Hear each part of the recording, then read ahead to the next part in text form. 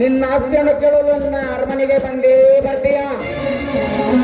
ಅವಾಗ ವಿಚಾರಿಸಿ ತೆಪ್ಪಗೆ ಮಣ್ಣಿನಲ್ಲಿ ನಿನ್ನ ಮುಚ್ಚಿಸುವೆ. ಗುಮಸ್ತ, ಏ ಗುಮಸ್ತ,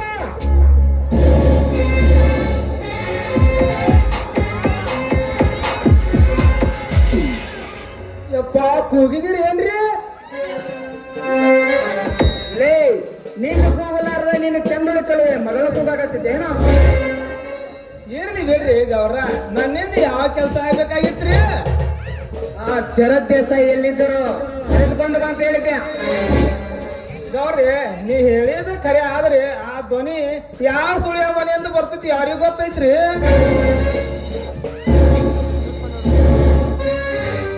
ನಾಡಗೌಡ, ಲೇ ನಾಡಗೌಡ, ಬನ್ನಿ ದಿವಸವ್ರಿ ಬಡವನ ಮನೆಗೆ ಭಾಗ್ಯೋದಯ ಭಾಸ್ಕರ್ ಬಂದಂತಾಯ್ತು.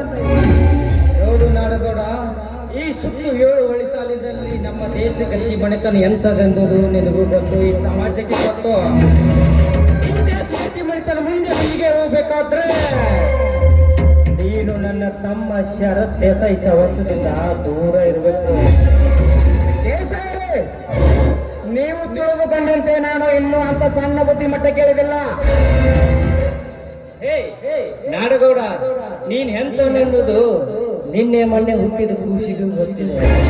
ಅಷ್ಟೇ ಅಲ್ಲ, ನೀನೊಬ್ಬ ಹುಚ್ಚಲ್ಲಿ ಮೀನು ಹೇಳುವ ಬಚ್ಚನ ಮಗನು ಅಂತ ಗೊತ್ತಿದೆ.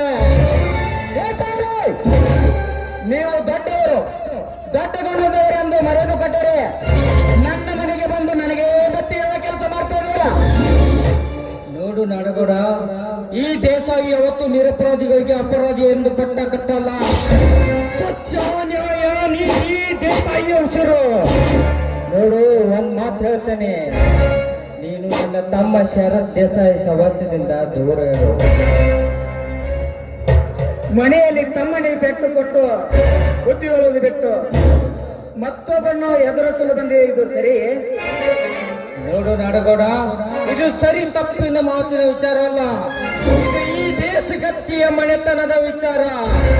ನೋಡು, ಮಂಗ ತಾಂಡ ಕೆಡುವುದಲ್ಲದೆ ಇಡೀ ಬಾಳೆವಣ್ಣನೇ ಕೆಡಿಸ್ತಂತೆ. ಹಾಗಾಯ್ತು ನಿಂದು. ಮನೆಯಲ್ಲಿರುವ ಡೊಂಕು ತಿದ್ದುವನು ದೇಶದ ಡೊಂಕು ತಿದ್ದಲು ಸಾಧ್ಯವೇ ಎಂಬ ಗಾದಿ ಕೇಳಿದರ ದೇಶ ಅವರೇ. ಏನಾಡುಗಡ, ನಿನ್ನೆ ಹರಿಕತೆ ಕೇಳಲು ನಾ ಇಲ್ಲಿ ಬಂದಿಲ್ಲ. ಹೋಗೋಕ್ ಮುಂಚೆ ಒಂದು ಮಾತು ಹೇಳ್ತೀನಿ ಕೇಳು. ಈ ನಮ್ಮ ಸುತ್ತು 7 ವರ್ಷಕ್ಕೆ ಈ ದೇಶಗತಿ ಮನೆತನಕ್ಕೆ ನಿನ್ನಿಂದಾಗ್ಲಿ ನನ್ನ ತಮ್ಮನಿಂದಾಗ್ಲಿ ಮಾನ ಹೋಗುತ್ತೆ. ಏನಾದ್ರೂ ಬಂದ್ರೆ ನಿನ್ಗೂ ಸರಿ, ನನ್ನ ತಮ್ಮಂಗೂ ಸರಿ. ಒಬ್ಬರ ಪಾಲಿಗೆ ನಾನು ಯಮಗಂಡನಾಗುತ್ತಾನೆ ಮಗನ. ಹುಷಾರ್.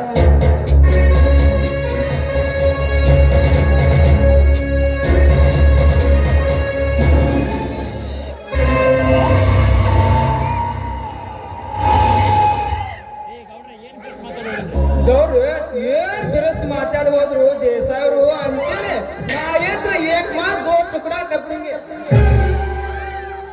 ದೇಸಾಯ್, ಈ ನಾಡಗೌಡನ ಎಡೆ ತುಳಿತಿದೀಯಾ?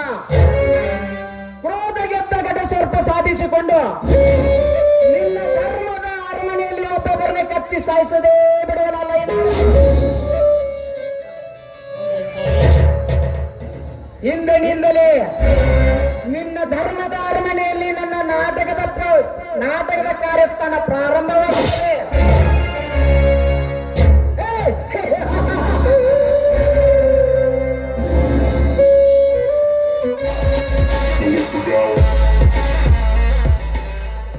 ನಾಡಗೌಡ, ಇಷ್ಟೊಂದು ನಗುತ್ತಿರಲ್ಲ, ನಗುವಿಗೆ ಕಾರಣ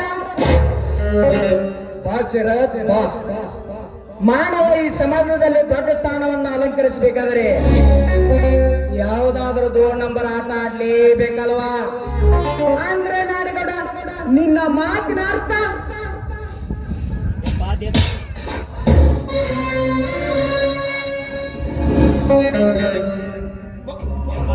ಯಪ್ಪ ದೇಸಾಯ ತಿಳಿಲಾರದ ತಿಳಿಗೇಡಿಗಳಿಗೆ ತಿಳಿ ನೀರಂತ ತಿಳಿಸಿ ಹೇಳ್ಯಾರು ನಮ್ ಗೌರಿದಾರೆ. ಸರ, ಈ ಸುತ್ತು ಹಳ್ಳಿಗಳಲ್ಲಿ ನಮ್ಮನ್ನು ತೊಡೆ ತಟ್ಟಿ ನಿಲ್ಲುವ ಗಂಡು ಯಾರೂ ಇಲ್ಲ. ಆದರೆ ನಿಮ್ಮ ಅಣ್ಣನೊಬ್ಬನೇ ನಮ್ಮ ಪಾಲಿಗೆ ಮುಳ್ಳಿನ ತಂತಿ ಬೇಲಿಯಾಗಿದ್ದೇನೆ.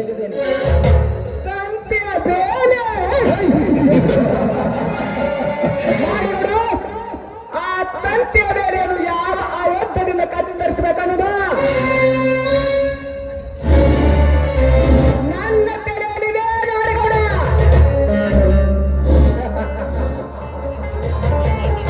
ನಿಮ್ಮಣ್ಣ ಈ ಒಳೆ ಸಾಲಿಗೆ 7 ಸುತ್ತಿನ ಕೋಟೆಯ ಬಾಗಿಲು ಇದ್ದಂತೆ. ಆ ಕೋಟೆಯ ಬಾಗಿಲು ಕೆಡವಲು ನಾವು ಕೈ ಹಾಕಿದರೆ ನಿಮ್ಮ ಆಳು ಮಗ ಸಿಂಧೂರ ಆ ಕೋಟೆಯ ಬಾಗಿಲಿಗೆ ದ್ವಾರಪಾಲಕನಾಗಿ ನಿಲ್ಲುತ್ತಾನೆ.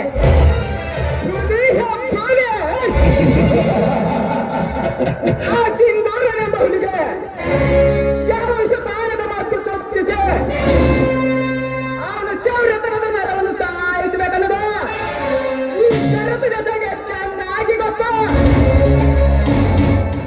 ಶರತ್, ನಾನು ಚಾಪೆಯ ಕೆಳಗೆ ನುಗ್ಗಿದ್ರೆ ನೀನು ರಂಗೋಲು ತೆಲುಗು ನುಗ್ಗುವ ಚತುರ. ಇರಲಿ, ನಮ್ಮಿಬ್ಬರ ಅಂದರ್ಬಾರ ಆಟ ನಿಮ್ಮ ಅಣ್ಣನಿಗೆ ತಿಳಿಯಬಾರದು. ನಾಡಗೌಡ, ಈ ಶರತ್ ಬಿಟ್ಟ ಬಾಣ ಇಟ್ಟ ಗುರಿ ಅಂತ ತಪ್ಪಾಡಲ್ಲ. ನನ್ನ ರಕ್ತ ನಮ್ಮ ಅಣ್ಣನ ರಕ್ತ ಒಂದೇ ಆದರೂ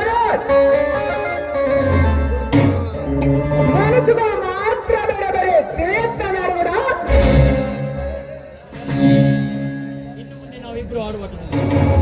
ಇನ್ನು ಮುಂದೆ ನಾವು ಇಬ್ಬರು ಆಡುವ ಮಾತು ಮುಳ್ಳಿನ ಹಾಸಿಗೆ ಇದ್ದಂತೆ. ಸ್ವಲ್ಪ ಎತ್ತರ ತಪ್ಪಿ ಹೆಜ್ಜೆ ಇಟ್ಟರೆ ಹಿಂಗ್ ತಿಂದ ಮಂಗ್ಯಾನಂಗೆ ಆಗ್ತೇವೆ ನಾಡಗೌಡ. ನಮ್ಮನ್ನ ಅಧಿಕಾರವನ್ನು ಸಿಂಧೂರನ್ನು ಸೊಪ್ಪು ಬಿಡುದು ಹೇಗೆ ಬೀದಿಗೆ ತರಬೇಕನ್ನೋದು ನನಗೆ ಚೆನ್ನಾಗಿ ಗೊತ್ತು. ಶರತ್, ಮಾಡಿದರೆ ಸಾಕು. ಈ